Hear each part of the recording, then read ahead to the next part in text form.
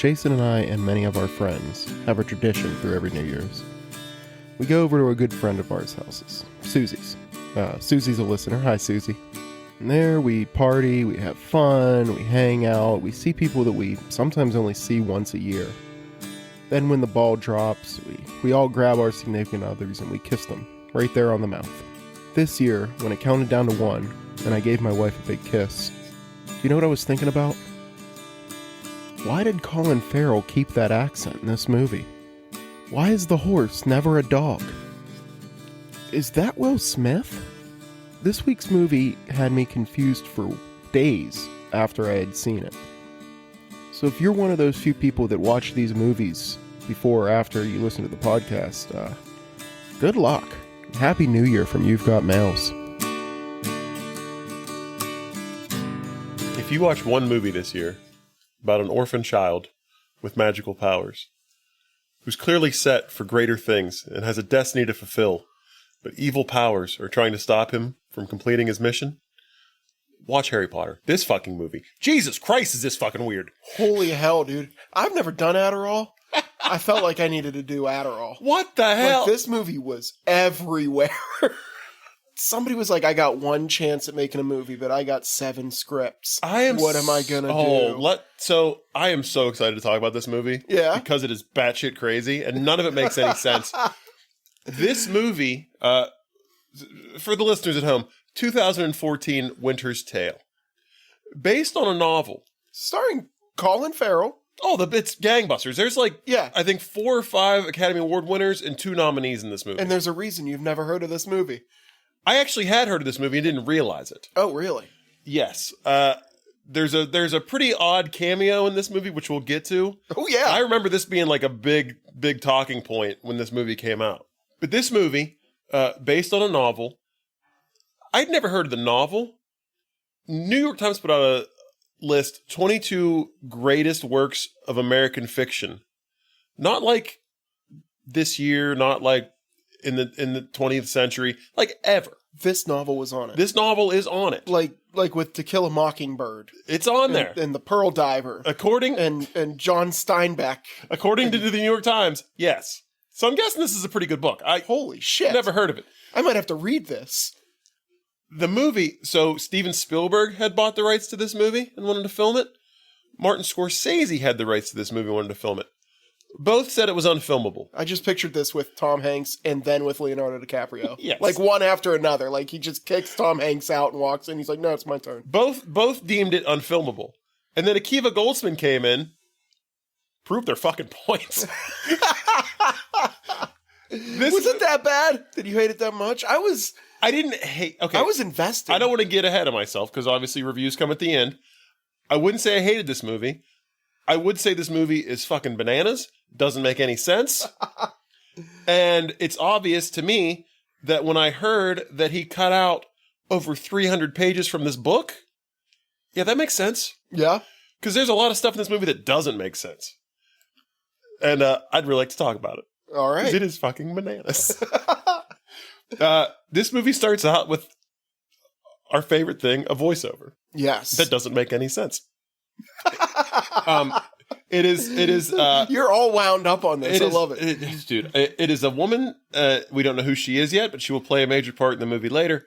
Talking about, I don't know what. Talking about stars. Talking about when you die, you become a star. I'm a sucker for religious symbolism. This Do you think that's all what this shit. Well, yeah, that is a lot of angels this whole and movie, demons. yeah, Angels yeah. and demons. I guess it's not even symbolism. It's pretty straight. They beat you over forward. the fucking head with it. Yeah. And then she's talking about destiny, a greater plan, magic, all this fucking mumbo jumbo that doesn't make any. Like you're just like, okay, all right, show me what you're talking about, right? They don't hide it. New York, 2014. We get a little title card. It's Grand Central Station. Heck yeah. In walks Colin Farrell, looking a little disheveled, long hair. He's kind of scruffy. I'm feeling the magic. I am too. He walks in. We see him go into I thought it was like an old train car at first. We come to find out later it's like the attic at Grand Central Station. He lives in but it looks like a train car. but it's in the ceiling. This is post 9/11 New York. You're not walking into anything you shouldn't be walking into. Especially when we find out that this guy has no ID, no memory, but nothing, no name. We'll get to that later, but this guy has nothing. He's got an accent. That's dangerous. But again, when you look like Colin Farrell, that's fucking true. Pretty privilege. You go where you want. I gotta say, Colin Farrell, never saw him with long hair. I think he pulls it off. Well, he looks good. I like Colin. I mean, I'm sure I've seen him with long hair and something, but nothing I can think of. So we get this 2014 scene, and he goes into this, what I thought was a train car. I don't know what the fuck it is. And he opens up a little panel in the side of the wall, and he pulls out a box, and he opens it, and there's like just some mementos in there, a blanket. There's a little placard that says the City of Justice. We don't know what this is. It's just this whole thing they show. We jump around in time a good bit in this movie. There's a lot of time jumps. Oh, yeah. From here, we get juxtaposed with 1895 New York. And this is at Ellis Island. And there's people, there's a couple having like a doctor's visit. They're getting like checked in to immigrate to the United States of America. These people seem to be Russian. I wasn't sure. Well, they accents said Russian to me, and then the name of the boat they're on is a Russian name. Okay. Their baby, who becomes Colin Farrell, has an Irish accent. And was raised in America. Never set foot in Russia. Or Ireland. Yeah. Anyway. I didn't even catch the Russian thing. I was going to bring up the Irish thing. I know quite a few second-generation Americans. People that were raised by people that did not speak any English. They were born here. They speak perfect English. No accent at all. Because that's what they grew up in. He's just like, no, fuck this. I'm keeping my brogue.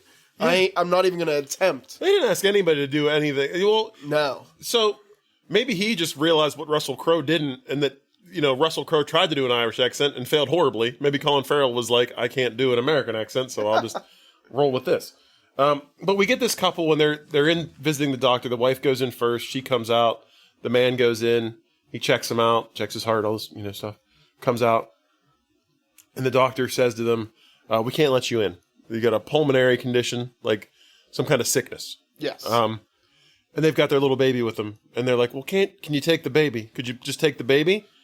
And the guy's like, nope, sorry. No baby.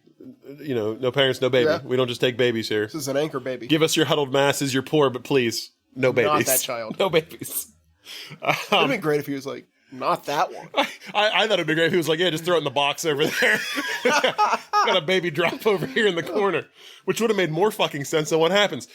They go back on the boat. I guess they go back on the boat that they're on. And the dad finds like a model ship in a glass case with a little placard that says the City of Justice. He breaks the glass on this. Then we get a scene of them on the boat that they're on the upper deck, putting their tiny baby in a model boat and then lowering it down into the ocean. Now we see the Statue of Liberty in the background, like in the harbor, right? You should have like, what? No, this would never have worked. This is the point which I had no idea what was coming in this movie. I know we've already had like a dramatic time jump. Yes. I was really hoping to just see it like time jump to 2014 again. A fucking jet ski just hits this boat as it goes in. Baby's still out there floating around. Yeah. But no, they put the baby in the boat, and like their goal is to get the baby to like float to shore.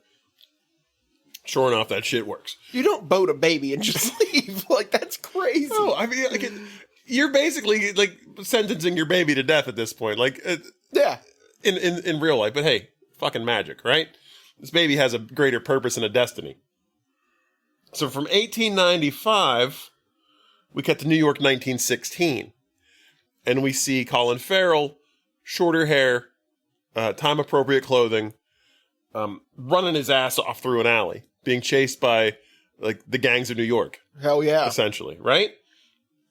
So he's running. He climbs a fence, gets over it, and as they approach the gate, we meet Russell Crowe's character, who plays Pearly Soames. He's like the head of this gang. Right? He's cool name. It is a cool name. I like that. Pearly Soames. He had a good look. It's just, his fucking, he butchered the Irish accent. Like, the guy should not, and it changed throughout the entire movie. Like, it was never the same. Never the same. And Russell Crowe was a good actor. I mean, Gladiator, Master and Commander, A Beautiful Mind. Like, this guy can act. It's not like he fucking forgot. He just can't do Irish accents. But he chews the shit out of the scenery in this movie. I'll give him that. He really does. Yeah, like I think he's having a good time. I think everybody was like, you know what? They're paying me a lot to be in this. Fuck it. Let's just go ahead.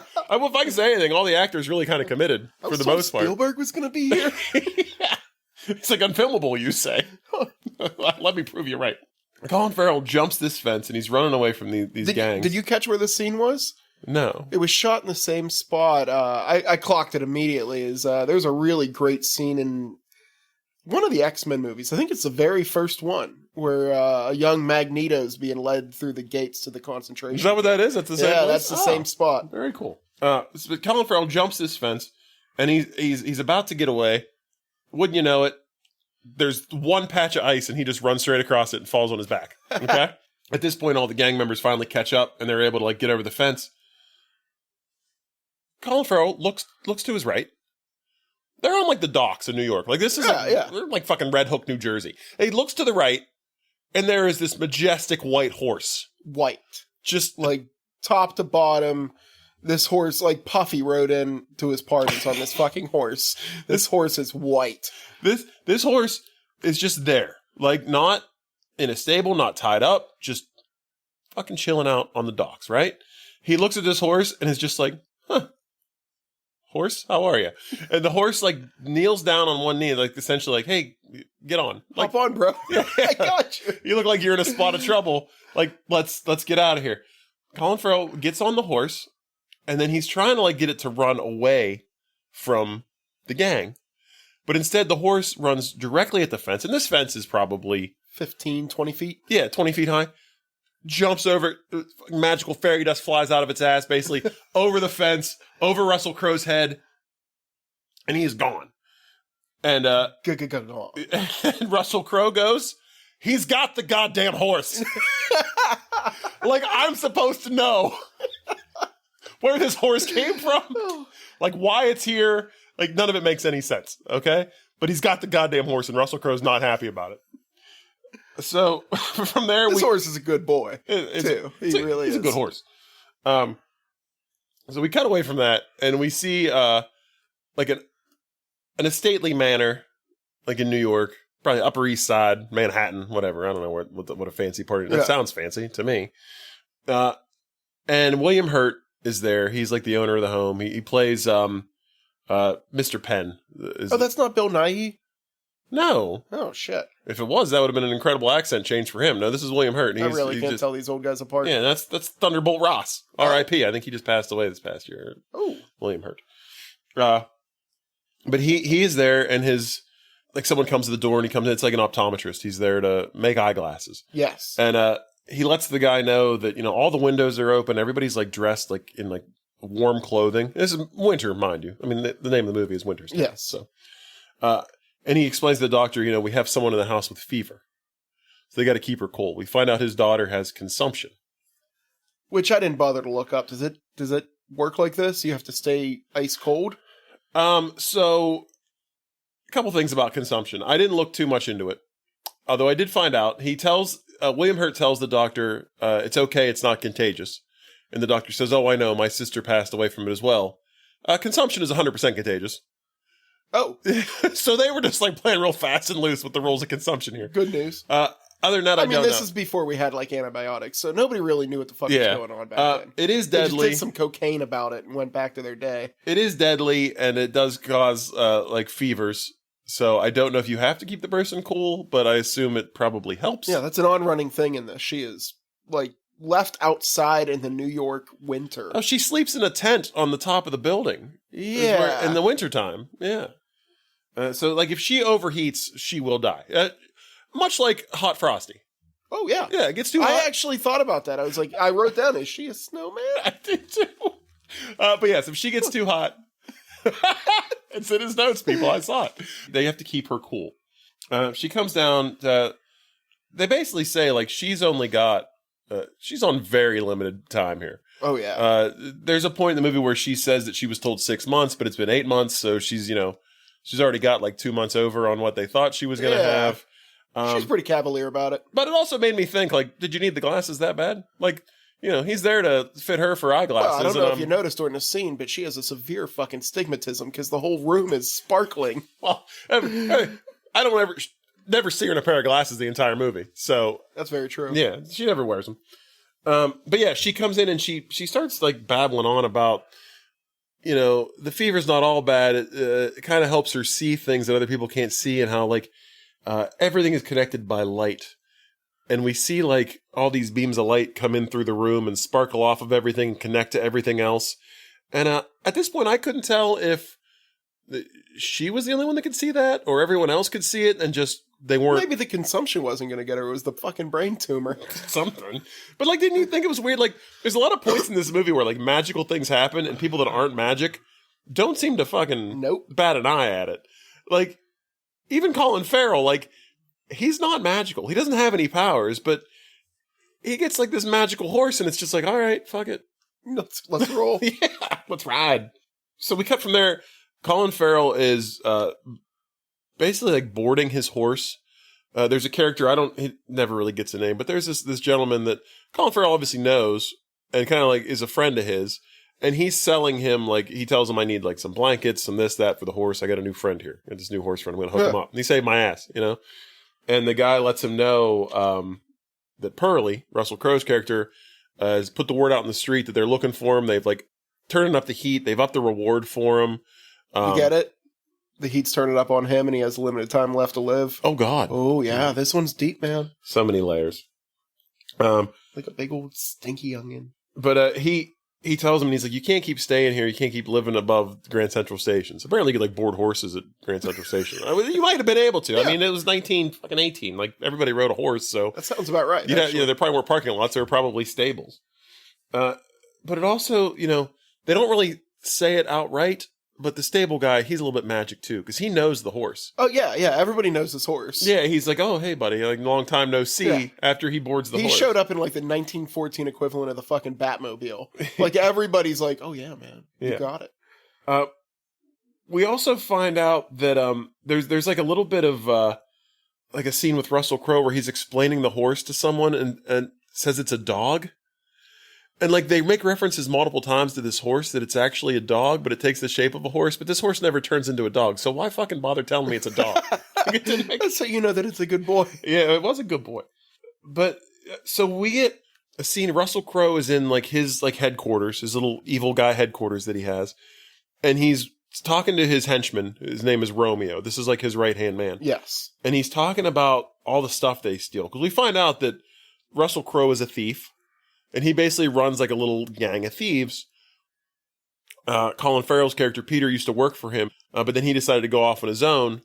And that's, Russell Crowe says, I used to like Peter. He was one of my guys, but now I'm out to get him. And he talks about now that he has the horse, like that kind of a magic horse is going to leave a trail. And he starts talking about all the jewels and gems that they steal. And he's like shaking them around in his hand. He takes them over to like a table by a window. This is fucking nuts. Sets them on a table. And then light shoots through them to a table and makes like a holographic image of Grand Central Station. On his desk, like 10 feet away. And Russell Crowe goes, Yahtzee! Yeah. And I'm like, the fuck is going on here? Which also, I should have looked up. Did Yahtzee exist in 1918? I bet it fucking didn't. I think with these devil people and stuff, and we're about to find out that Russell Crowe is a devil of some sort. I don't think time really exists for that. He's a demon enforcer. I feel like it does for him, though. Yeah. I could be wrong. But there is reason to believe that it doesn't, which we'll get to. But he, Yahtzee, he says. And I can't tell if any of his henchmen, I don't think they're demons. I think they're just regular guys that he hires. Yeah. And like this Romeo guy just sees all this shit happen. And it's just like, oh yeah, Grand Central Station. We'll get on it, boss. If you hang out with Russell Crowe enough, you're going to see some shit. Yeah, you're probably right. So we find out they know he's in Grand Central Station. Not even in this movie, just hanging out with this guy. He's gonna beat somebody with a phone. He does this. He does do this. We get a scene of Beverly. That's the William Hurt's daughter. I don't think I said that. Her name is Beverly, the consumption girl. Yes. And I did say she sleeps in a tent on the roof, and she's like in her little tent, in bed in her little nightgown, and this little girl like comes up and like walks into her tent. The little girl turns out to be her sister. Her name is Willa. We call her Little Willa.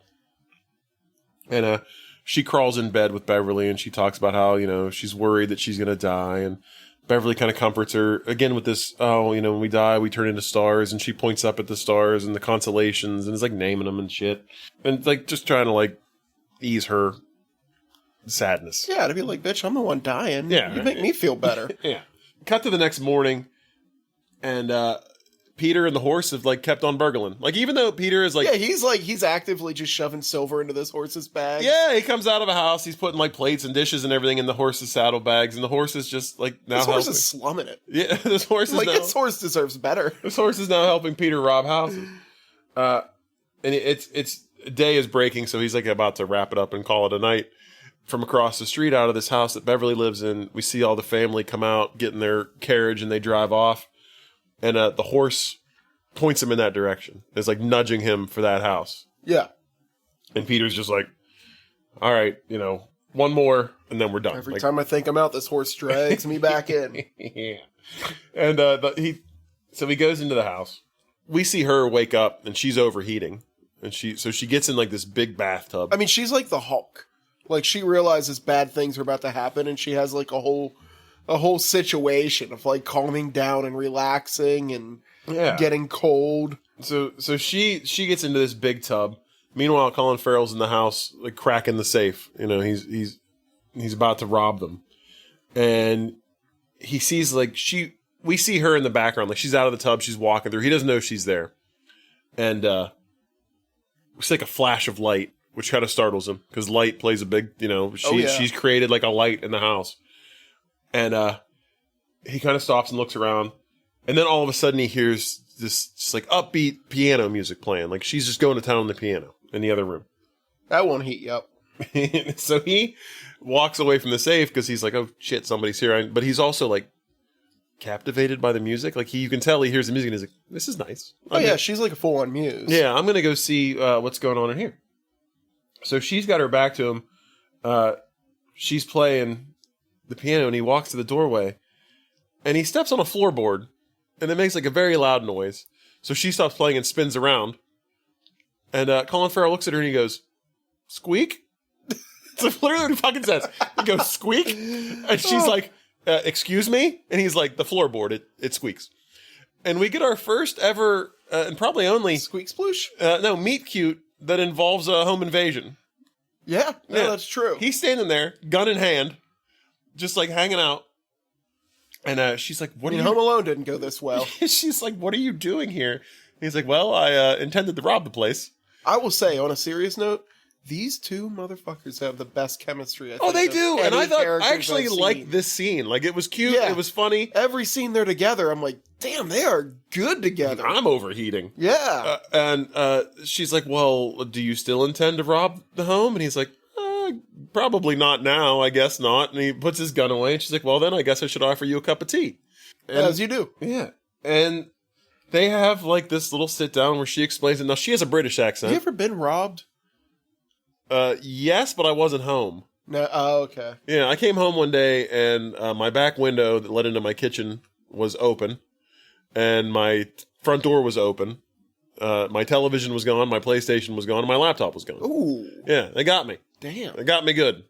I've been robbed I twice. certainly wouldn't have asked them if they wanted to have a cup of tea. I can tell you that. I got robbed once. I came home. Same exact thing. Somebody kicked in the door. Yeah. They took the piggy bank. That was it. They took the iPod off the top of the piggy bank and threw it aside. They just wanted that change. And one time when we were little, I remember we got robbed in the middle of the night. I wake up hearing my dad screaming. And the story of my family famously goes that my dad got up and he had a choice between grabbing his pants or grabbing a machete and chasing this robber up the street. I hope you grabbed the machete. He grabbed the machete. Nice. And thankfully never caught the fella. But, Oh, well, that's good.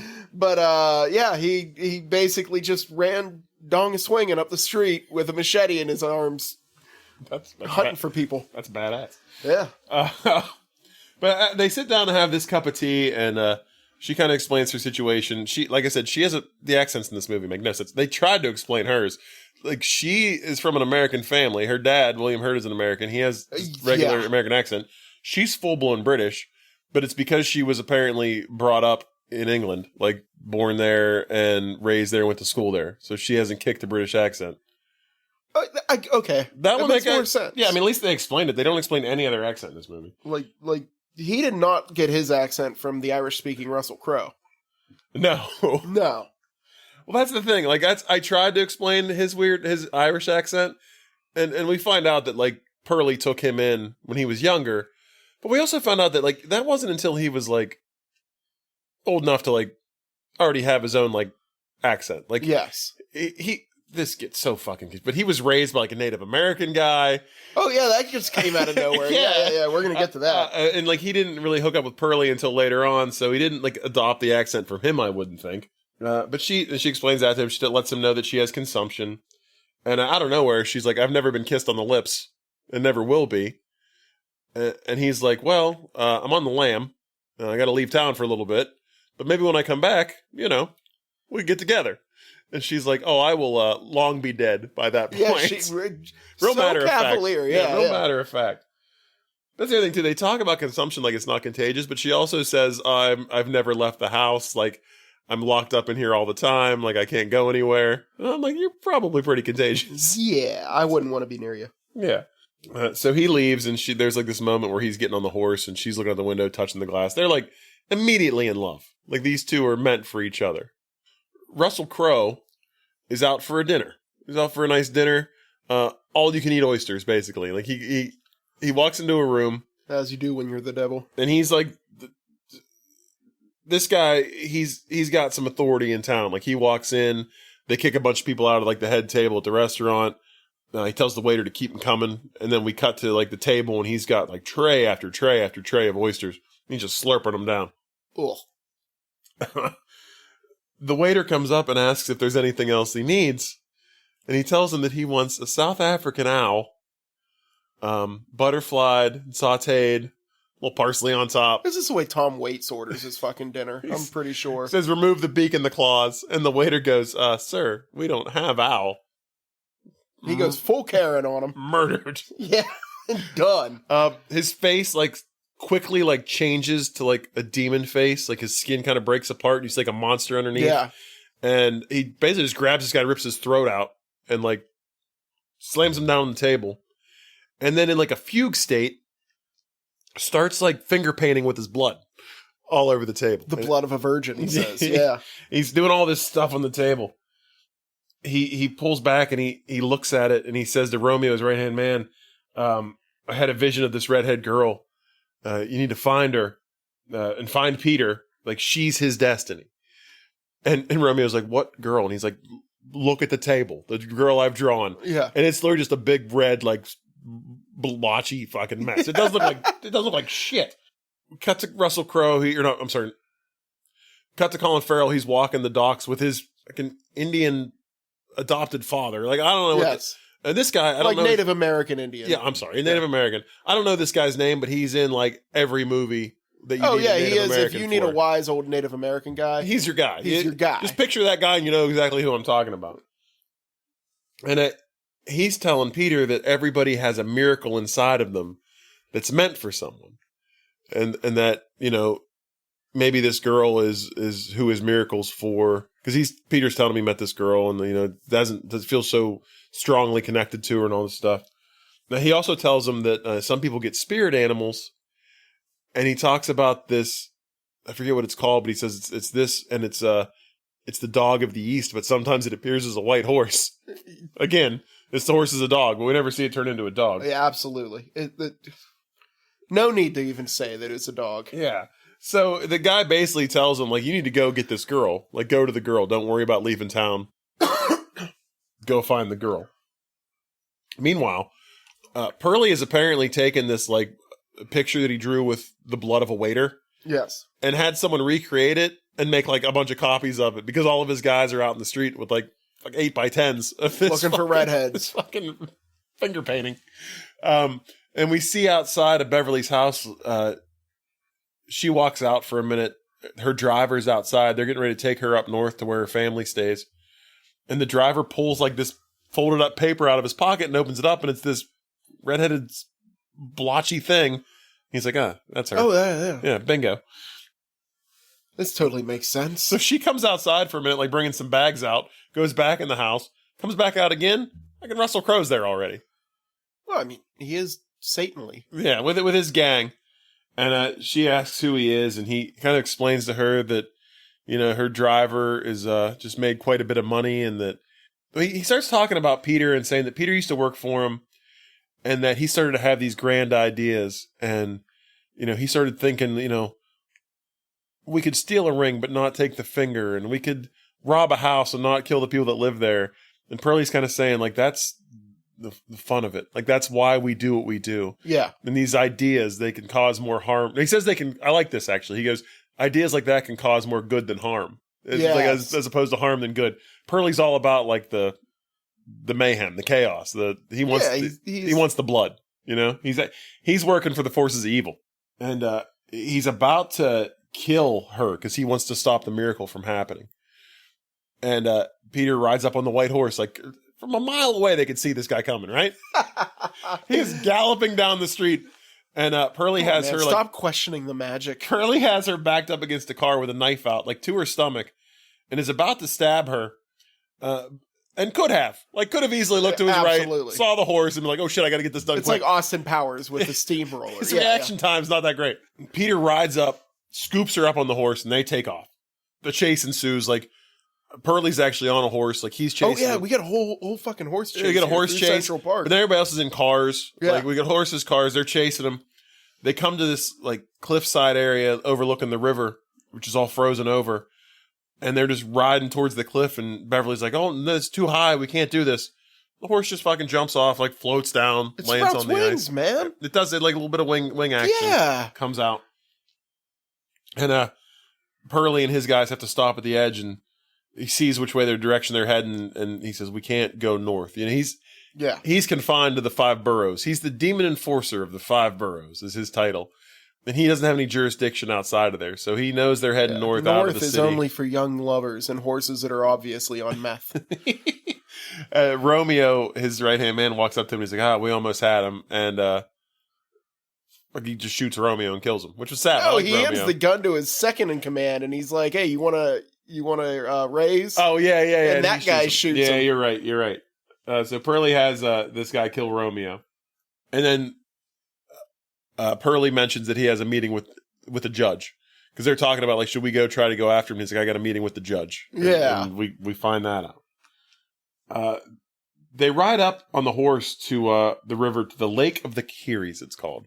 And this is basically the Penn family's, like, mansion, like, away from home. It's like their vacation house, I guess. Yeah, man. Whatever. It's a big castle. Nice looking castle.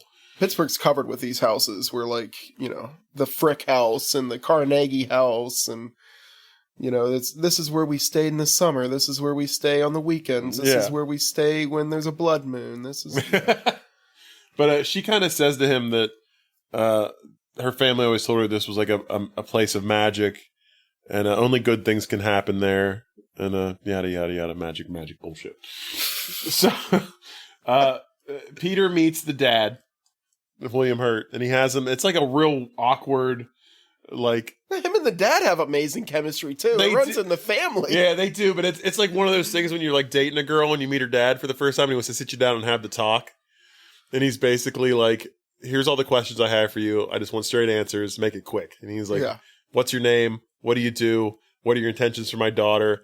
Like, what about her sickness?" I never understood the dads that are like, I need to scare this boy off. Yeah. Like, I think every girl that I've ever met the dad was just fucking exhausted because he had raised a girl. And he's just like, "Oh God, just don't knock her up in my house. Please just take her away."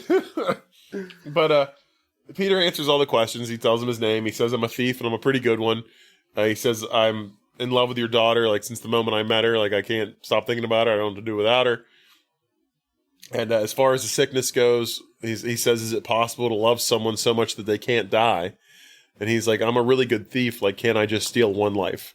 And the dad's like, "I don't think it's possible, but you seem all right." It's like a fucking Irish poetry. Yeah. You rode up on a magical horse with my daughter. Like, I mean, fuck it. Let's see where this thing goes. There's a scene of them walking outside, Peter and Beverly, and she is just, apparently the consumption just makes you impenetrable to cold, because she is constantly walking around in the wintertime in just like a nightgown, no shoes. Like her feet are melting the ice and snow Yes. because they're walking around. And she's talking about how hot she is. They're playing real fast and loose with the rules of magic and the rules of the consumption. This movie should just be called fucking Fast and Loose. She's talking about how she's like never danced with anybody and she wants to dance, but dancing would kill her. Because apparently you get overheated dancing. And Colin Farrell was trying to explain to her, not explain to her, but help her bring her heart rate down and find a way to cool herself off. Because he kind of says, you know, as a bank robber, as a burglar, like you have to be able to like quiet your heartbeat to like crack safes and things. And he explains to her like how to do it and just to like make a list of things and to list things off. Then she starts listing off like the different constellations and her heart rate goes down and she starts to cool down. Later that night, he's up late and he's drawing with like crayons in this little room by the moonlight and he's drawing a redheaded girl. He's drawing the same picture, right? His is better Oh, yeah. than Pearlie's, but yeah, it's essentially just like this like big wavy blotch of red hair with like a little face, but you can't see the face. It's looking away and it's like holding its hand up to a moon. And Willa comes in, and he tells her that he likes to draw by the moonlight, and then he drew Beverly. Willa asks him to take her outside. She wants to show him something. This kid goes full fucking Children of the Corn creepy here. She's super creepy. I made a bed for my sister to die in. Well, not to die in. So she had heard the story of, I'm assuming like Sleeping Beauty. She says her dad told her a story about a prince that kissed a princess and brought her back to life. So they made a princess bed in the little greenhouse area, and it's for Beverly, and it's for him to like lay her down and kiss her and like save her, you know. And then he takes her to bed. Like she goes, okay, you can put me to bed now, and he picks her up and carries her inside. And and I only say this because it's gonna play a part later. It's an on-running thing. Yeah. Well, he picks her up and she goes, am I light or am I heavy? And he goes, light as a feather, Willa. Light as a feather. This will make sense. I mean, as much sense as this movie can fucking make. We get to meet the judge. This part is fucking bananas to me. So Pearlie goes... Holy shit. Like, were you expecting this? I was, because I looked at the cast and I remembered that this was a thing. Pearlie goes, he's in like this dark alley and he knocks on this like big metal door. And first of all, this butler answered, like this little old man in like a suit, like basically a butler. Yeah. But his whole mouth is like stitched shut. Oh, he's got like fucking- an arse face. Yeah, he's super creepy looking. Yeah. This little old man opens the door. He's like, I have an appointment. He takes him in, and the room is pitch black, and you get this like big booming like evil voice, like, what have you come here for? You know? And then he flips the light on. It's the Fresh Prince of fucking Bel-Air. Dude, Will fucking Smith. Not only is it Will Smith, but it's Will Smith, like, this is 1914, and he's wearing, like, a Clash t-shirt? Jimi Hendrix. Jimi Hendrix. Wearing a Jimi Hendrix t-shirt. He's got a modern day haircut, an earring. This is my theory. Will Smith wasn't even in the credits of this movie. This was supposed to be a big surprise cameo. The director said that he wanted, spoiler alert, Will Smith is the devil. He's Lucifer. Oh, yeah. Okay? He wanted someone super charismatic to play the devil, and he said, I couldn't think of anybody more charismatic than Will Smith. So I feel like they called Will Smith one day. They were like, it's one day of work, $2 million, whatever you pay him. You want to come down and be the devil? Will Smith's like, oh yeah, I'm coming down. That's what he showed up in. They were like, Will, this is supposed to take place in like 1918. We got wardrobe and hair and makeup on the set. Can we maybe get you in some period authentic clothing and maybe do something with your hair? I got like 10 minutes. Can we just knock this thing out? And they're like, you're Will Smith. Fuck it. Let's get jiggy with it. We'll get it in post. Yeah. So Will Smith, it's 1918, but he's just dressed like a normal fucking dude. Yeah. This He is is what- charismatic as shit, too. He's so good. This is what Will Smith was wearing that day. And they were like, let's roll with it. It's not every day you get Will Smith. Pearlie is trying to get permission to go north because he's not allowed to go there without permission from the judge. Yeah. We find out he's Lucifer. He calls him Lou a bunch, and then at certain points he actually calls him by his government name, Lucifer. But he denies it. He says no, it's not worth our time to stop like one miracle. So like their whole thing is, you know, anytime somebody performs a miracle or does something good, they end up going up and becoming a star, where they become an angel, and they're trying to lessen the number of angels and Yeah, they're fighting a cosmic war. agents of chaos. You know, Yeah. they're trying to make bad things happen, so they don't ever want to see like these miracles get fulfilled. But Lucifer's not really. I mean, if they would have held out like 6 more months, World War I would have started, and your lack of miracles would have gone through the roof. But yeah, Like so hope would have just disappeared in the world. yeah, so Will Smith denies him. We cut back to the Lake of the Kahiris where the mansion is, and Peter and Beverly walk into the house, and there is just like a ruckus. Like there is a loud banging. The whole house is shaking. And this woman comes out. Like, I think she's the nanny because she's always with Willa. And she tells them, you know, the serious furnace troubles.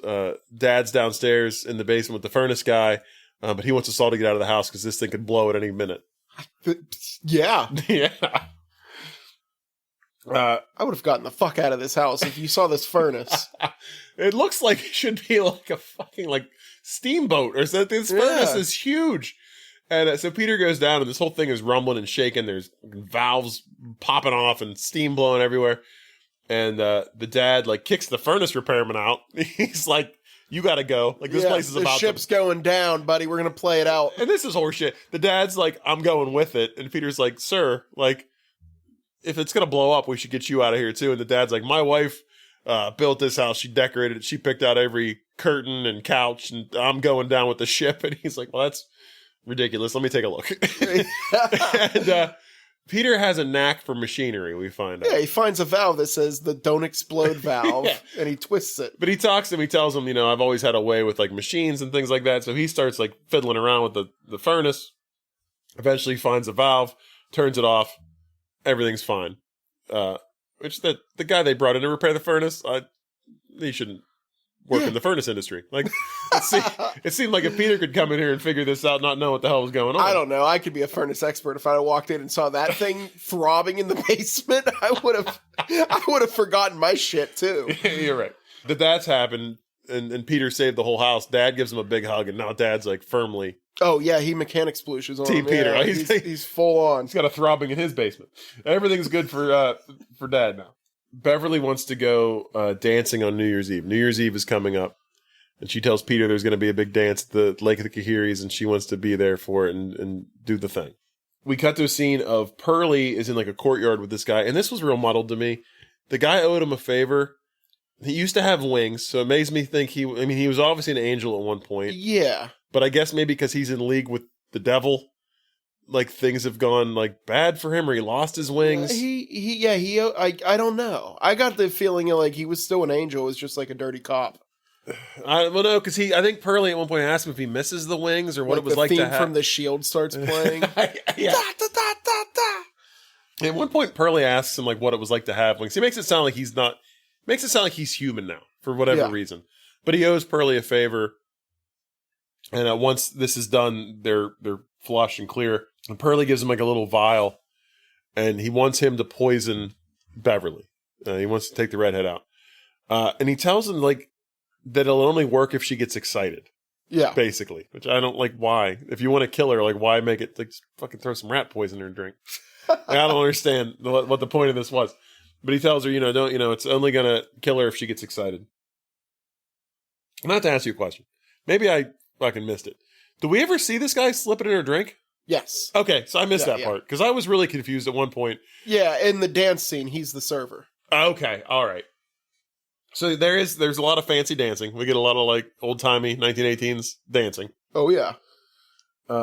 After the party, she goes up to her tent on the roof of the castle, and Colin Farrell's down in the courtyard, just kind of watching her silhouette in the. She straight pulls up Bridges of Madison County. She goes to air it out on the porch. Oh, she knew what she was doing. She Yeah, comes out, yeah. she takes the robe off, and entices Colin Farrell to come up into the tent. Which he does via grappling hook, which is cool. I mean, yeah. like 9-year-old 80s me was like, this is the coolest shit ever. Like, this dude's grappling hooking to a roof to get laid. So he scales the wall, and he gets up in the tent. And at this point, I said to myself, if dancing could possibly kill her, sex with Colin Farrell definitely will. I feel like you're getting a lot hotter and sweatier. There's some specifics in there I wasn't ready for. You're getting a lot hotter and sweatier doing that than you are dancing. But she says to him, if you don't make love to me now, no one ever will. Yeah, because I literally have 14 minutes left on this planet. He takes her up on it. And we get like a like prolonged sex scene. Nothing graphic. Like I'm assuming this is a PG-13 movie. Yeah. There's really no nudity or anything like that. Nothing, no. Nothing. I mean, the only nudity they show is from leagues away. Yeah. when he's- It's like maybe like to the top of a butt crack, and that's Yeah, about yeah. it. But they do the deed, and then they're laying in bed looking at each other, and she says, places we've been. And he goes, what? And she's dead. He banged her to death. That's right. The sex killed her. I'm convinced. It's not his first time. Sure, she was poisoned, but the poison would only work if she got excited. Yep. And she just had sex with Colin Farrell. That's That'll enough to do get it. you excited, right?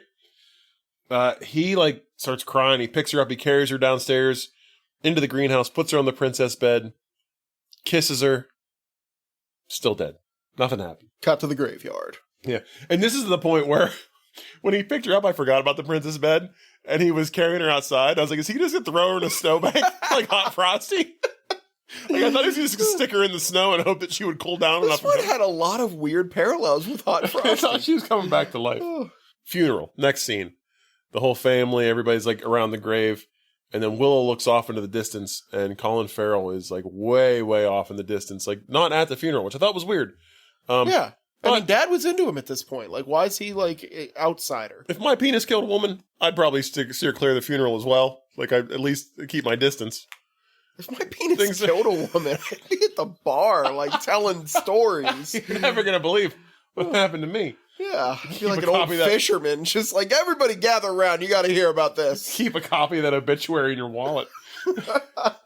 But little Willa, her sister, takes a flower from the grave and Yeah. walks up to Peter and gives it to him and like holds his hand. So she's not mad at him. I don't know if anybody's mad at him. He's just No, he's just a loner. keeping his He's a distance rebel. for whatever reason. Peter goes back to Grand Central Station to get the horse because somehow the horse like went back to the train station without him. And he does leave. He has like a little chocolate from the New Year's Eve party that he takes up, and he opens up that little door in his room, and with his box, with his baby blanket, and that plaque Yeah. from the model ship that he floated into town on, and he puts the little chocolate inside of it. And then he goes off. The saddest keepsake box fucking ever. It really is. One of Pearlie's guys comes to him and tells him that Peter's back in town with the horse. And he's like, we have to get after him. We have to catch him. And he's like, we're not. He's just walking. They're just walking. Like, it shouldn't Yeah. be hard to catch him. So then we get a horse standoff, Yeah. which I thought was kind of cool. The middle of the Brooklyn Bridge. Yeah, well, it starts out at the end of the bridge, and Pearlie rides up to him on his black horse and Peter on his white horse. And it's basically like horse intimidation. Like, the horse just keeps advancing on Yeah. Peter and his horse, and they're backing up slowly, backing up onto the bridge. Then Pearlie's whole gang, like, runs out. This fucking thing. So earlier in the movie, they've all got guns, but they never use them. Like, they never once shoot at Peter when he's flying off on this goddamn No. horse. Now they've all got spears and swords, And nets. nets, and, like, bolos. Like fucking Poseidon's about to come out. And, This gang is so all over the goddamn place. It doesn't make any sense. So they all surround Peter and the horse. Peter gets off the horse, fully knowing this horse can just fucking fly away whenever it wants. Gets off the horse. I think at this point, Peter was suicidal. he had to. Like, I think he was Right? just, because he was out there looking for Pearlie and them. He's like, I'm going back into town. Come find me. You know, the girl I love's dead. I got nothing left to live for. So he gets off the horse. They throw like a bolo at the horse and like wrap up its legs. And they throw a net over it. And Colin Farrell wants to die. Like, he wants, but he doesn't want this horse to die. So he fights like 50 men off with like a sword. Finally frees the horse, and he's like, get the hell out of here. This is what it looks like when you're trying to get Colin Farrell out of a bar at 2 a.m. The horse fucking, Just fighting off men. the horse like sprouts wings again, like magical fairy dust wings. And it just takes off and leaves. Colin Farrell behind. Pearlie finally gets a hold of him. Just headbutts the shit out of him. Like 4 or 5 headbutts, and then pushes him over the bridge. Like some serious headbutts. Like Yeah. it looks nasty. Russell Crowe, he's got you ever hear of a Glasgow smile? It's it's the where they cut put the from- knife in and cut up your cheek. Like he has the scar from that on Yeah. the one side. Like he's a gnarly looking dude, but Which- every time he gets angry and angrier, like the scars on his face expand. Which I don't. This is why I don't think that he's necessarily. So he's a demon, but I think he used to be human, because Colin Farrell says to him, "Your dad should have done a better job on your neck with that soda bottle." Like his dad tried to kill him, yeah. and I think so. I think that like he was grooming Peter to also be a demon. I think this is like something you can like work your way up to. You know, entry level burglary leads to like eventually the demon enforcer of the 5 boroughs, and then so on and so forth. And then you like get your own fucking McDonald's chain or something. You know, like there's like a fucking pecking order. Eventually, Put you in Jersey. yeah. Eventually, you get your own White Castle. You know, something. Not an actual castle. Like you get your own burger joint. nothing but magical horse meat. Yeah. Colin Farrell not dead. He crawls out of the river, up onto the shore. He goes back to the graveyard, and some guy walks up to him and is like, "Can I help you find something?" He's like, "I don't know what I'm looking for. I can't remember anything." He headbutted him into amnesia. Like Fuck he yeah, man. headbutted the shit out of this guy to the point where he can't remember a damn thing. I got a big old head too, like Russell Crowe. I got to be careful with this thing. Yeah. You could knock the sense out of somebody. So from here we time jump to 2014 again. Colin Farrell has not died. He's got long hair now. Oh, I thought that the time jump had happened before he even went to the graveyard. No, because he's still wearing his old clothes. Like he crawls out of the river wearing his old clothes with his old haircut. But the guy that talks to him is wearing modern clothes. I don't think so. Like Oh. I think that this is like, You think he just lasts that long? yes, he Oh, I can't think- die. No, Ah. he's been wandering around New York City for 100 years, which this leads to me to all kinds of fucking questions. So it's back to 2014. He's still alive, just doing sidewalk art. Like every day, he's like on a different part of the street, drawing that same picture that he drew of the redheaded girl. And he draws it, and he's like, "Who are you? I can't remember who you are. Like, who are you?" He's walking through the park one day. We see like a little, like almost like a montage of him doing this several times, where he's doing this drawing. He goes to walk through the park one day through Central Park, and the guy who was the stable guy who knew the horse is leaning against a fence, like flipping a coin. And he flips the coin and he goes, "All right, Peter, now's your time for change, or now's your time to get your change." He flips the coin and a light sparkles and it like catches him off guard. And this little girl runs into him. Adorable little girl. Adorable little girl. And like she falls down and she puts her arms up for him to pick her up. And he picks her up and she goes, "Am I heavy?" And he goes, "Light as a feather." And like it clicks for him. Like this is the thing that like starts to kind of like jog his memory as far as like doesn't remember everything, but kind of like has like an inkling of what's going on. The girl's mom comes over. It's Jennifer. Can we just go back to the point that for 3/4 of this fucking movie, we were in old-timey 1916, and then suddenly everybody has cell phones? This was jarring like a car accident. I mean, I knew it was coming eventually because like we saw him in 2014 in the beginning of the movie before it cut back to like the 1900s. But I didn't really know what was going on. I had no clue what was happening. But anyway, Jennifer Connelly's her mom. She comes over and starts talking to him. And the little girl asks him his name, and he's like, "I don't know what it is." So for 100 years, this guy's been walking around New York City, doesn't know his name. All he's doing is just sidewalk art, just hanging out. He goes back to the attic of a train station, because this is like the first thing he remembers. And he opens up the little piece of the wall, and he pulls out his sad memento box. And he pulls out the City of Justice plaque from the boat. And he pulls out that little 100-year-old chocolate. Still in the wrapper. Everything looks good. And he looks at the name on it, and it says the Kahiris. So it's like, he gets the name Kahiris. I'd have been like, give it a nibble. And Let's see. he walks over to a dusty mirror, and in the dust, he writes Peter Lake, ? It's like he's starting to realize who he is.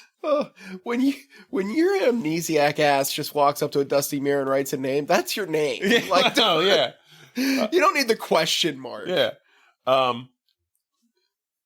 Pearlie is still alive and looks exactly the same. Like he's still enforcing the 5 boroughs. Now he's in like a high-rise apartment. Yeah. And he can sense that Peter's still alive. Like as soon as Peter remembers who he is, Pearlie gets his fucking Trying spidey to sense. bust out those magic jewels. Yeah, his spidey sense start tingling. And he's like, son of a bitch. He can't be still alive. He's still alive. It's the other question I have. Colin Farrell has an apartment. Like, he doesn't live above the train station anymore because he forgot all about it until, like, just now. Yeah. So he goes back to his apartment and he's like looking through his stuff. And I'm like, how does this guy afford an apartment? Fucking killer chalk art. It does. It just people throwing him coins every day for the same man. tired ass picture he's been drawing for 100 years. But he goes back to his apartment, like, and then we see him out in the street, and he cuts his hair. He's back to his old timey haircut, Yeah. and he's put on his clothes from 1918. Like, he's had them in that closet, like, all this time. Why not? And he's back to his old look. We cut to a scene of Pearlie in, like, his headquarters now, wherever he works now. And his new right-hand man walks in. His name's Caesar. But Pearlie calls him Romeo, like, on accident. And we find out that this was his, like, great-great-grandfather. Like, he tells him, like, remember how I told you I killed your grandfather? But he gives him, like, a wanted poster from fucking 1918 of Colin Farrell. And he's like, we need to find this guy. Like, he's out here somewhere. We got to find him. He's had this, like, sitting on his And desk. again, this is what I question, because Caesar's like, boss, this is like 100 years old. So, like, are these guys not privy to the fact that there's magic shit happening? I don't think so. I don't understand. Like, but then, like, he did the thing with the Jules, and Romeo was just like, all right, boss, we'll go. Or maybe just, like, the more you're around him, you're like, all right, there's some shit happening. Hey, like you here. said, 3/4 of this book didn't even make it into this movie, so. You're right.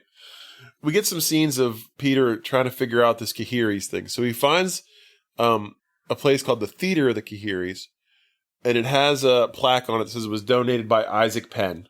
The dad. The dad, William Hurt's character. So he goes to a library and he's trying to get information on Isaac Penn. First he goes and he says, I'm looking for Isaac Penn. I'd like to speak to him. And the guy goes, well, this is the Isaac Penn reading room. Like, Isaac Penn's been dead for 100 years. And he's like, okay. And he's like, you want to have info on, like, the Kahiris and the Penns? Like, it's in the microfiche. It hasn't been cataloged yet. Like, if you'd like to see the microfiche, I just need 2 forms of ID, and there's like a 3-week waiting period. So you could probably get a firearm easier than you could fucking look at microfiche in New York. And Colin Farrell was just like, ID? Like, it's been 100 years. This guy's in an apartment. It's never once come up that you might need identification of some kind. Bro, I eat squirrels. Like, he's just all fucking shocked that he needs ID. ID?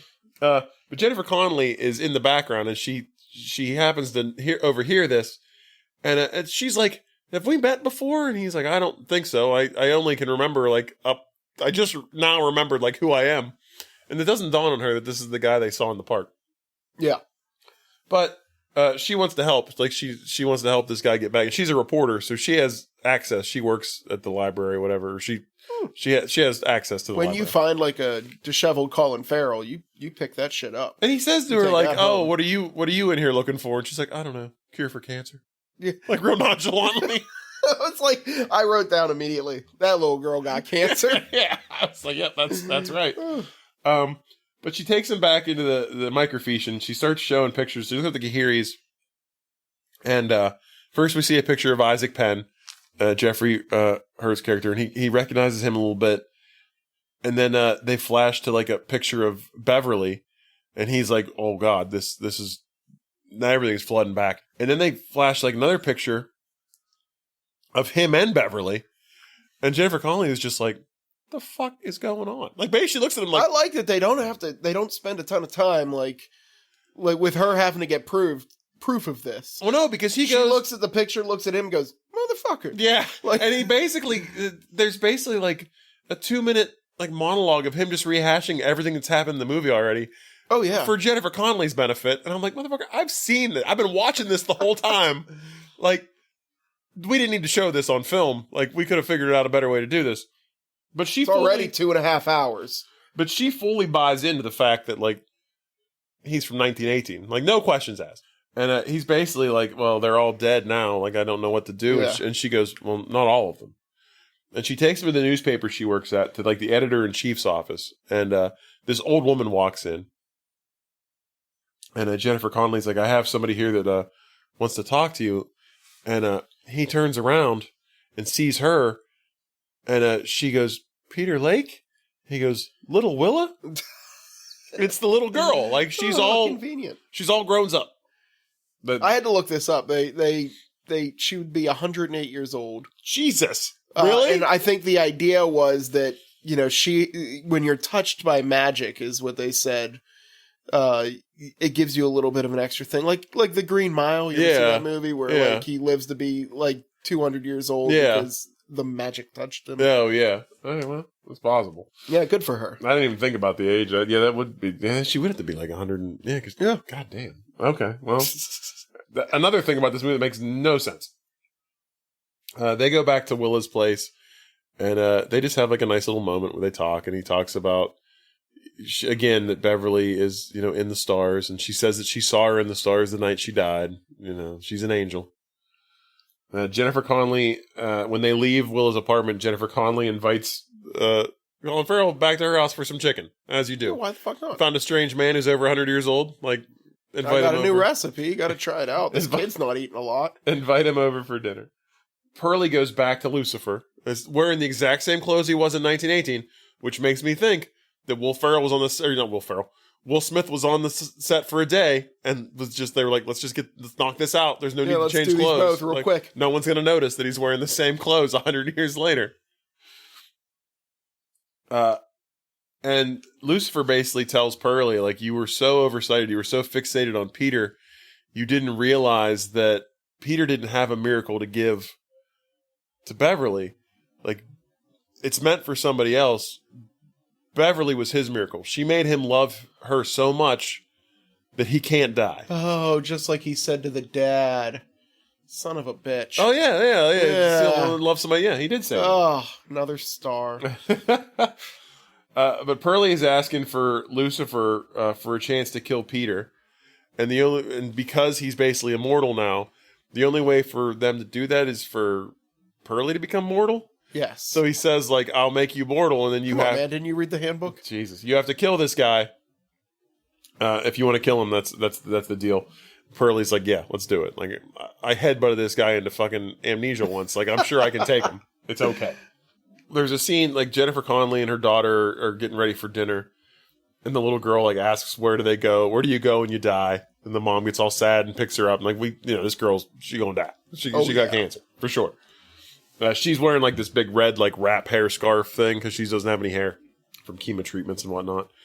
And the buzzer at the door rings and it's Colin Farrell and he's like, "Hey, I knew you said you lived on 12th Street and you're the only such and such last name, I forget her name, on the street. So I figured this was it. I do like chicken." so she invites him up for chicken and they're all just hanging out talking. And the daughter has a seizure. Like, as they're sitting next to this window, her and Colin Farrell, and she kind of collapses, and the mom comes over and holds her and lays her down and puts her up against the window. And he looks at her, and the way she's laying, and her hand is up on the window, and the moon is in the background, she's the girl he's been drawing. Yes. Big reveal. His miracle was meant for this girl, and that's why he's been alive all this time. Shyamalan kicked the door in. Yeah. It's like, I got you. He's her miracle.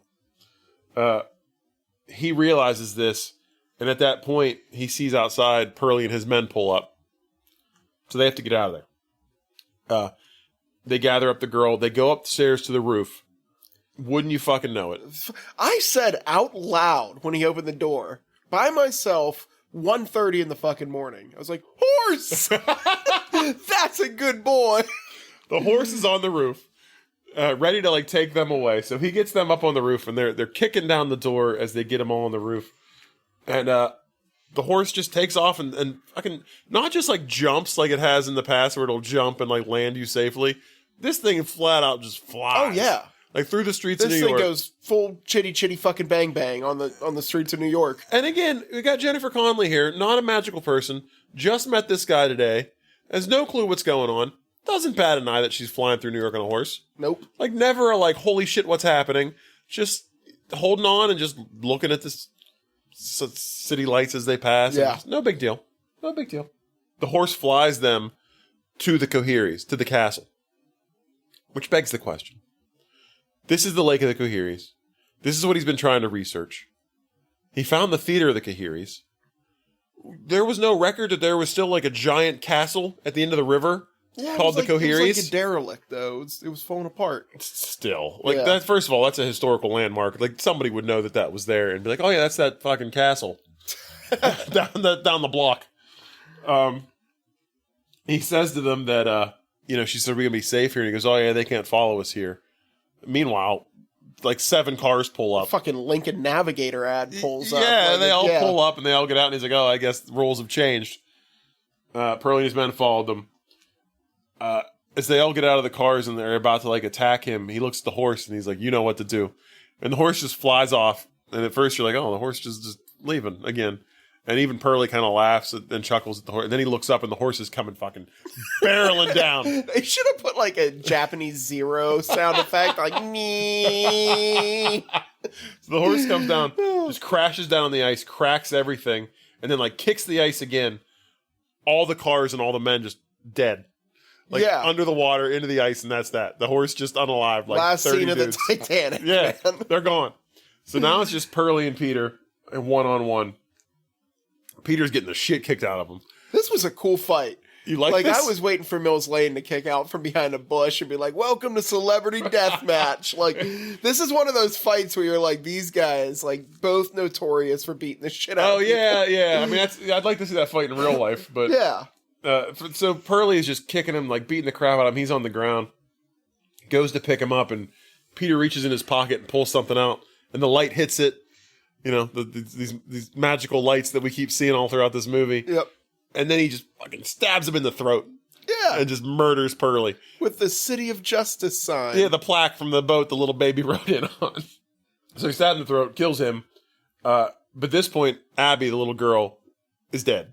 Like Jennifer Connelly's holding her, crying because she's passed away. Like while they were fighting. This guy just kills redheads left and right at this estate. So he grabs her up and runs her into that princess bed that's still there. Like no one has touched this place in 100 years. Yeah.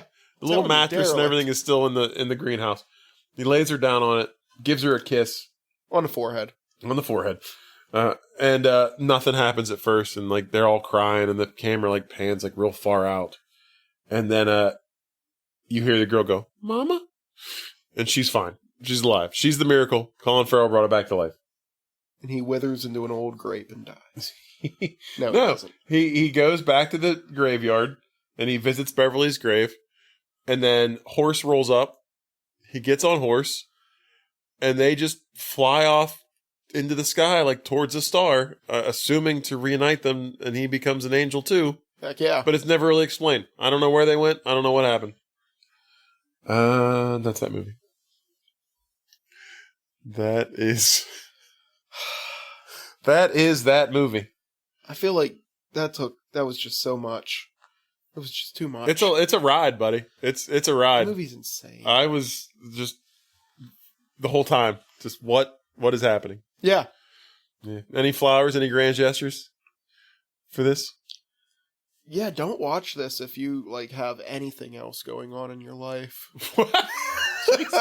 Like at the time or just in general? Just like it for multiple reasons. One, you can't be distracted for a second. Like this movie has so much fucking happening at all times. But honestly, it And doesn't two, make. it's not that great of a movie, so just do something else. But at the same time, none of it makes any sense. So you could like miss a half hour of this movie and then jump back in and be like, "What the fuck is happening? They must have explained this earlier." They never did. Like everything you see, there's nothing has been set for you. There are no rules in this movie. Yeah. Like the magic has no rules. They just do what they want at all times. No one seems to either notice that there's magic happening or they're also used to it that no one cares. But just none of it makes sense. Like none of it. Like I can't. I got nothing. I don't know. It makes no sense, this movie. It's just completely batshit fucking crazy. I don't get it. I don't know what to say. Like, this movie is so confusing.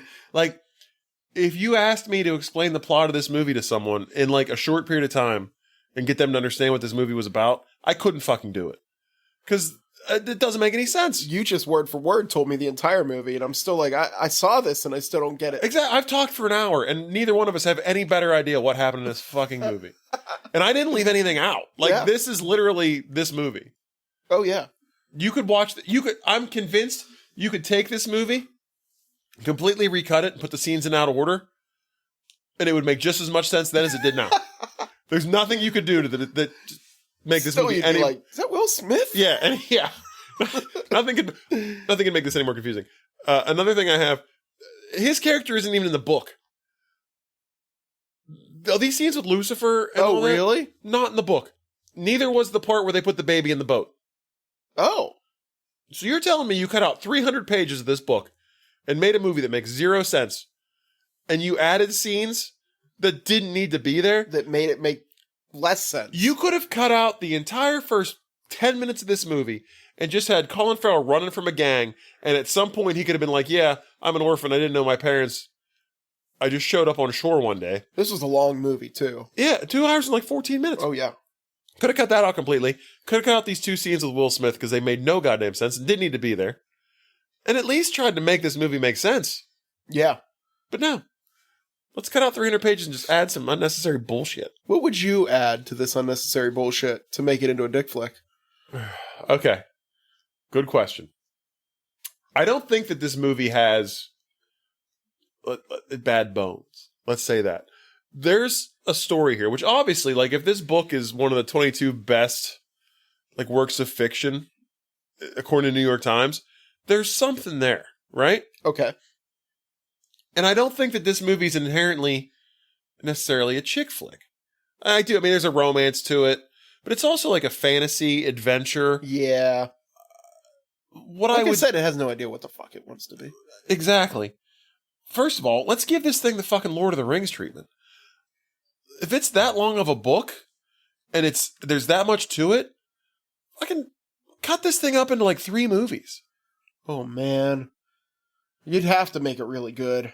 I think it could be. Like, I think there are ideas in this movie that are fun and could be done well. Like you said, like the religious symbol, the angels versus demons, like the magic. Yeah. It's all really cool. It's a cool idea.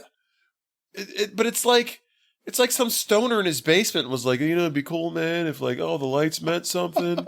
And what if there was a flying horse? So you're saying we need like 40-minute traumatic scenes of him and what the if the horse devil together? was wearing like a Jimi Hendrix shirt? That'd be fucking rad. Yeah. But then you gave this guy $1 million that, all right, put it on film, and he did. It turned out to look like this fucking shit. Yeah. Like, literally, like, let's go back to when, like, Steven Spielberg or Martin Scorsese wanted to turn this into a movie. Give them, like, the budget. Make 3 movies out of it. Even 2. Like, if you're going to break it into 2, I mean, the one Harry Potter movie was 1 book. It was so long they made 2 movies out of it. Give them the space to breathe. Because I'm sure, like, the book explains this shit.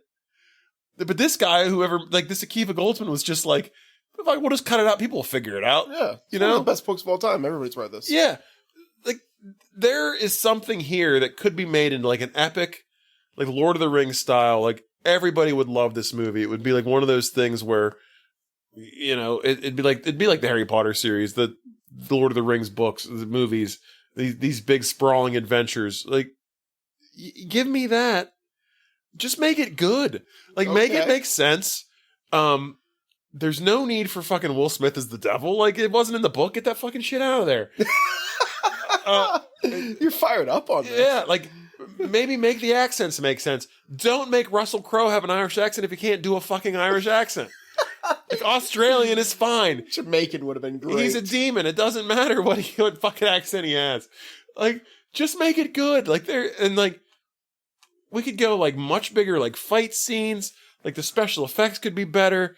We could lean into like the real horror elements with the demons and like the scariness of like Russell Crowe's character. You could make this guy like an all-time villain. But they didn't. Like, that's all. Like, you want to make this a dick flick? You can make this an everybody flick and just make it good. Give it the time to breathe. They squandered their resources. They did. Like, I've never read the book, but I'm sorry, if it's on a list of 22 best works of fiction ever, it's probably a good fucking book. Like, make the movie make sense. They said it was unfilmable. Like, maybe just don't film it. But if you do, you got to put the proper resources into it and give the people what they want. You're so fired up. Oh. I'm sorry. I feel like this movie had a lot of potential, and they fucked it up. That's mine. Why are you bowing?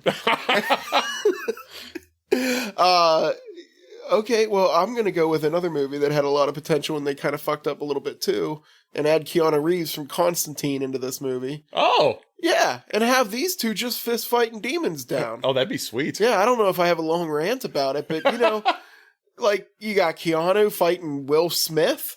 Have they ever been on stage, like on screen together? I don't know. He was with his wife in a lot of the Matrix movies, but Yeah, I don't know. I mean, yeah, we get those guys added in.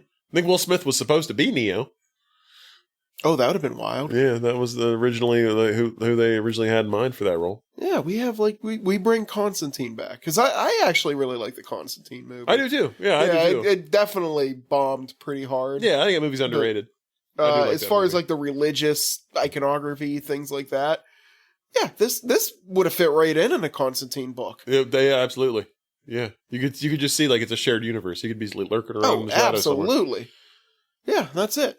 All right, I like that. Okay, let's Nick Cage it. I'm sending him as Memphis Reigns, man. So this What? dog shows up sometimes as a horse. Yeah. Could also show up as a 1979 beautiful white Mustang. And What?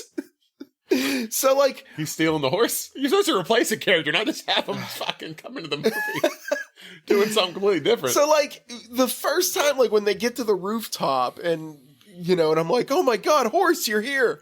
It's not a horse. It's a fucking Mustang convertible sitting on the roof. With Nicolas Cage driving. And he's immediately like, "Horse!" And he hops in. And yeah, Nicolas Cage got to steal that shit. Oh, see, I like the idea, like him just being. It's not a horse anymore. It's just a white Mustang with Nicolas Cage driving, I like that more. Yeah. All right, you're on a roll. and Let's like do all this. the scenes that he's on the horse, he's just getting told around in like a fucking Camaro or whatever Mustang, with Nicolas Cage's hair blowing in the wind. Hell yeah. I would have made him Lucifer. He would have chewed the shit out of that scene. Oh, and God, that's almost too I'd have been easy. way more excited to see him than I was Will Smith. Yeah. I can tell you that. All right. Mine. So I actually really like this actor.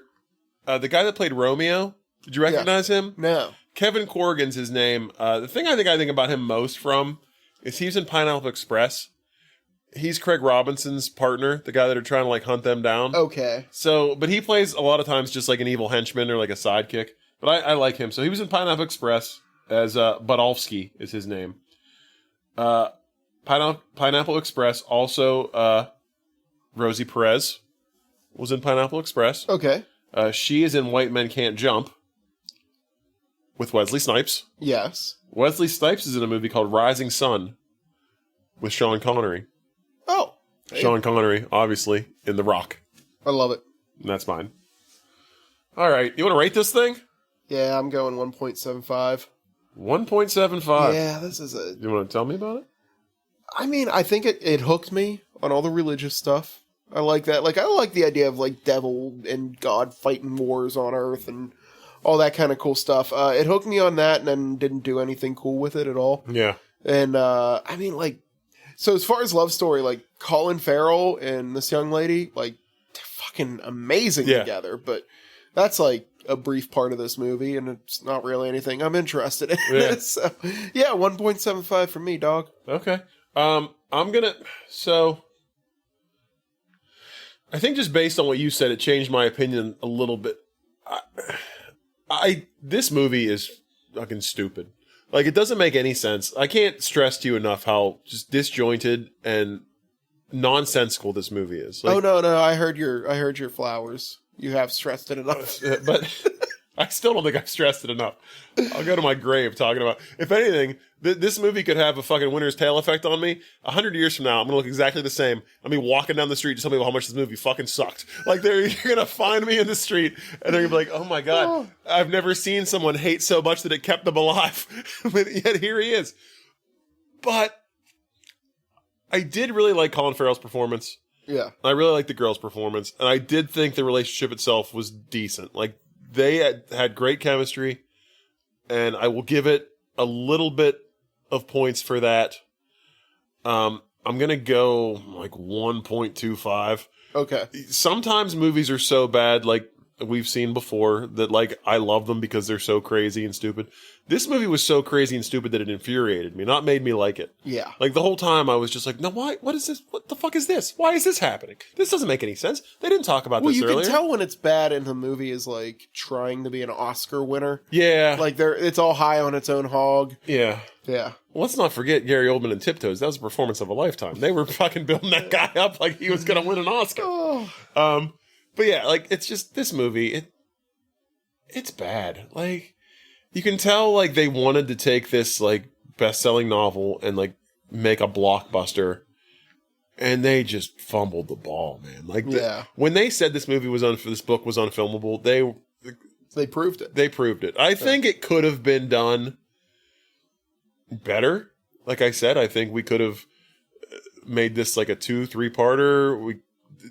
It just needed more. Like, clearly, if you had to cut 300 pages of material from a book, that's not nothing.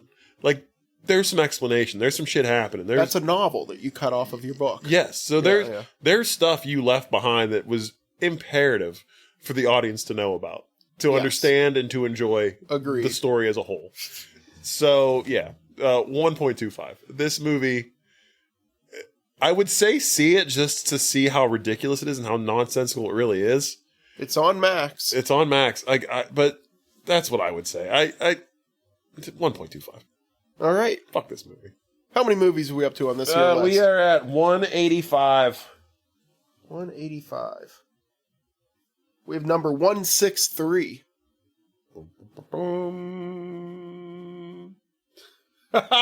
Give me a high five, CJ. What are we doing? To all the boys I've loved before, too. Yes. P.S. I love you. Here to save us. Yes!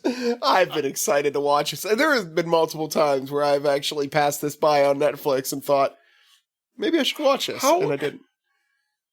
Let's look back, shall we? Yes. We've been doing this for a little over a year. About a year and like 3 episodes, correct? Something like that. Let's go back, say, a year and 6 months. Did you see yourself high-fiving another grown man about watching To All the Boys I Loved Before too? P.S. I Love You in your basement? No. Me neither, but I'm here for it. Yeah. It's exciting times. This is... Fuck yeah, man. I'm excited. New year, new me. We're going to find out. Like, I might watch the first one again just to get myself reacquainted with the characters and remember what's happening. Let's do it. Viewing party. All right. I'm in for it. All right. Well, until next week, everyone, when we discuss To All the Boys I've Loved Before too. P.S. I Love You. Streaming on Netflix, I assume. Please, wherever you get your podcasts at, like us, subscribe to us, write us a review.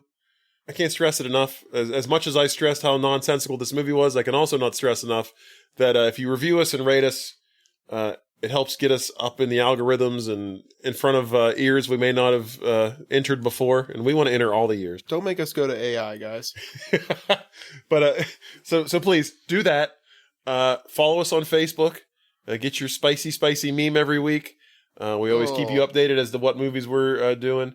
And send us an email. you've.gotmails@yahoo.com. And I realize I have come to the conclusion that I may have made too complicated of an email address because I've had some people tell me that they have emailed us and we haven't gotten them. So if you can't email us, you can definitely send us a message to the Facebook page at You've Got Mail. So if you follow us there, if you find us, hit us up on Messenger. CJ and myself both see those messages. We'll be happy to chat with you. Let us know where you're listening from. Germany. I know they got Facebook in Germany. Let's fucking get it going. Come on, man. It's true. Reach out, touch us, and let us know what's going on. We will be happy to chat and get to know you and maybe give you a little name drop on the podcast. You can ask us any questions you might have. All the good things. I know he makes us sound desperate, but we are. We are, absolutely. I mean, I'm not afraid to beg. So yeah, there's all that and more. Next week, when we discuss To All the Boys I Loved Before too. I'm so excited. High five again. Yes. All right. But until next week, please stay romantic. Don't be shitty to each other. Horse! Horse! Yeah, the horse's name was just Horse. Never gave her a name.